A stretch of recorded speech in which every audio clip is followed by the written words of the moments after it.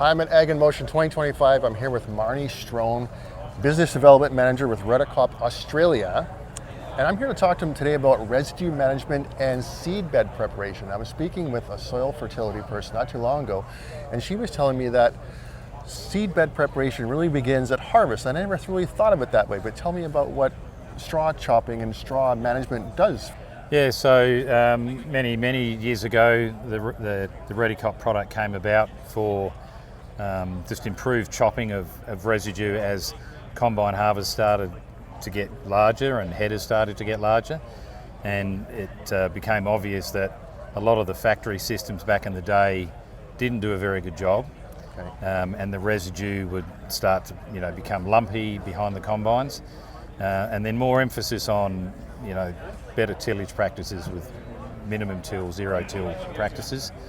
So, and Redekop's catchphrase has been for many years, seedbed preparation starts at harvest. Okay. So getting that material out as even and as wide as possible to match the header is paramount. Okay.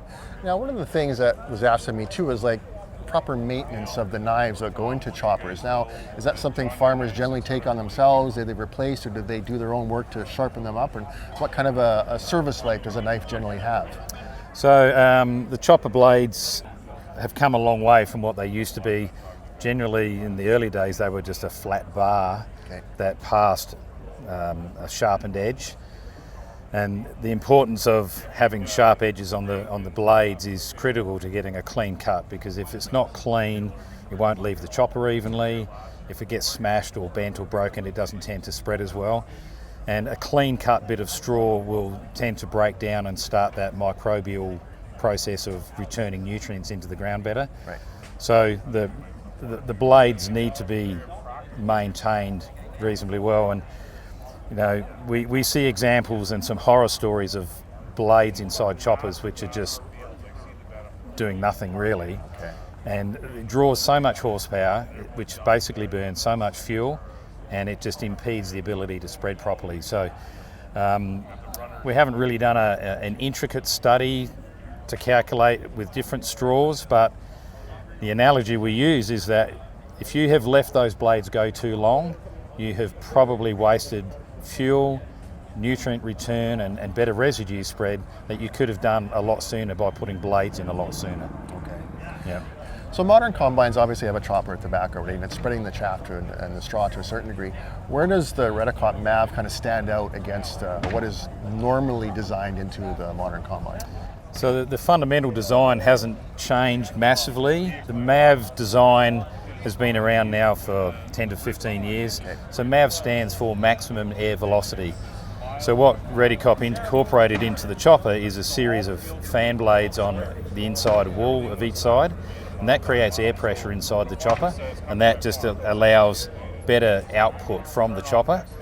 And we rely basically just on a plain manual vane tailboard. So there's just fixed fins on the back of that, whereas most of these OEMs have a spinner type tailboard, which has just been a transition the OEMs have gone through to be seen to be stepping forward with technology. Okay. Now, when it comes to harvest, are there types of straw that are more difficult to manage coming out of the combine? Do you have different types of tools for different types of straw or different crops? The fundamentals of the chopper are the same, but there are challenging straw conditions. So, direct heading canola, those canola stalks can be quite tough and moist. So they take a lot of power and a lot of work. So sharp blades and setup of the chopper is important.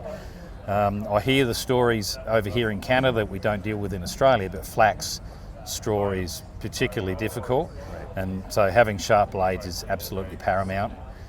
But generally, wheat and barley, lentils, pretty well most straws will be handled fine. It just depends on levels of moisture.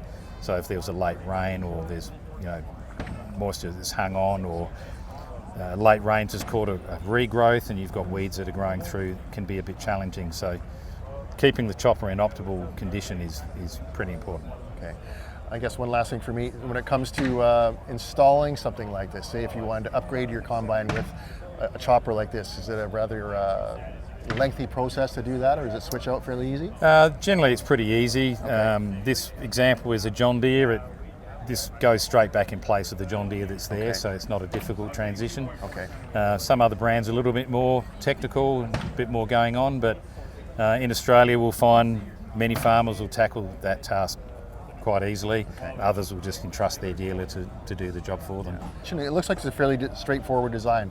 Does that make it a bit more efficient? There's not too much technology involved with a simple design. Sometimes is the easiest cure, as they can say sometimes. Well, yeah, keep it simple, stupid, isn't it? Yeah, KISS yeah. theory. Okay. So the mechanics are much the same as the OEMs.